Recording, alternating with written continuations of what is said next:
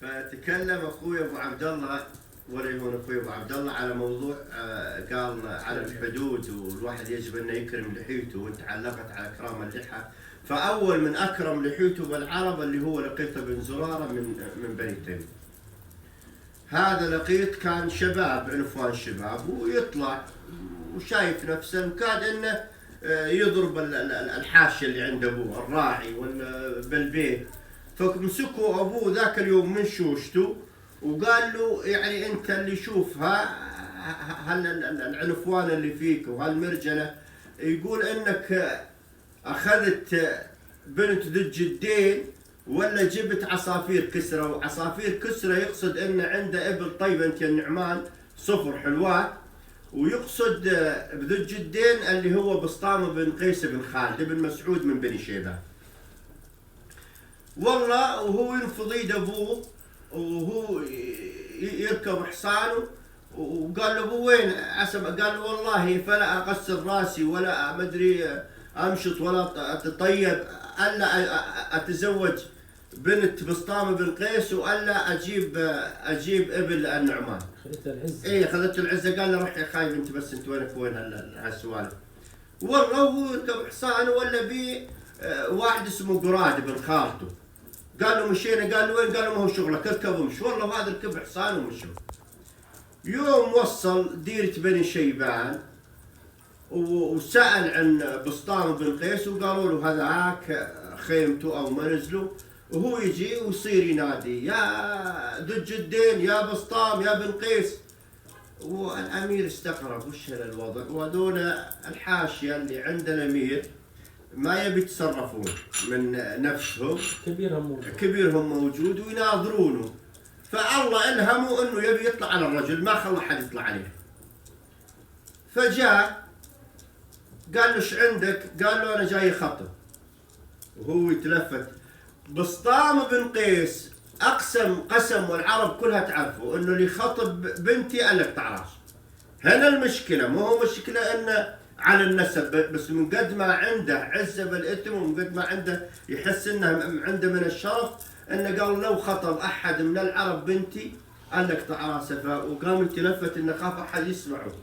قالوا لا تلفت يا بسطام بن قيس، انا لقيط بن زراره من بني تميم، لا اذا يعني صاررتك بمعنى ان شاورتك اخدعك، ولا اذا اعلنتها افضحك، يعني ماني قليل نسب او قليل شرف، ولا اذا بشاورك بضحك عليه. انا جاي خطبه البنت يوم شافه كذا. قال وش البلوى هذا؟ والله فناداهم وقال لهم هذا ابن زوجي. وقال كيف يا طول العمر؟ قال ما هو شغلكم، بنوا له خيمه ودخلوا عليه العروس. والله هذا الفعل على طول بنوا له خيمه ودخلوا عليه العروس.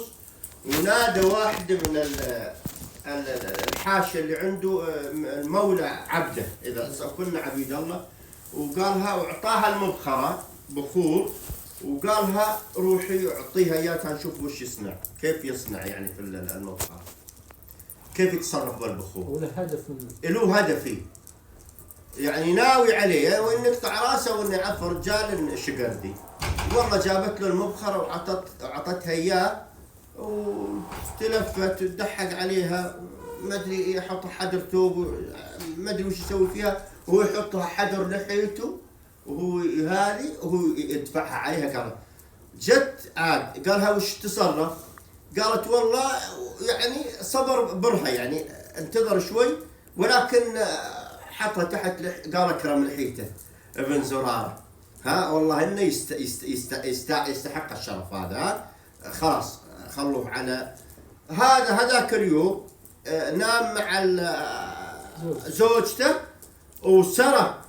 قعدوا الصبح ولا ما لقوه، ولكن بلغ بنت بسطام وقالها اذا سال ابوش قولي تراني رايح اجيب.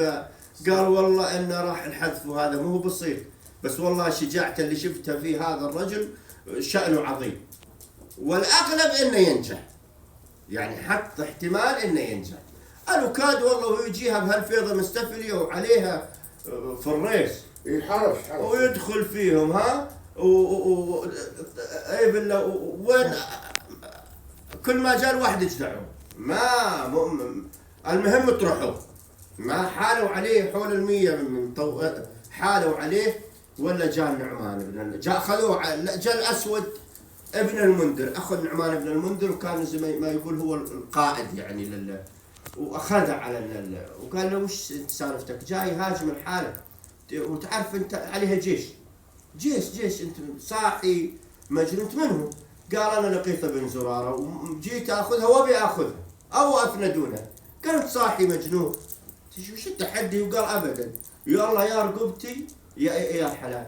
قال يا ولدي وش سالفتك؟ قال سالفتي ابوي قال لي كذا كذا، وقلت له والله لا، وبنت جدينا بشرك ما جيت انا عرست عليها والصفر اخذهن. قال اعطوهن اياه، واخذهن ورجع على ابوه. قالوا هذن عصافير وهذه بنت الجدين يا ابن زراره. قالوا والله والف نعم يا لقيت. وهذه سالفه اول من اكرم لحيته بالعربي ابو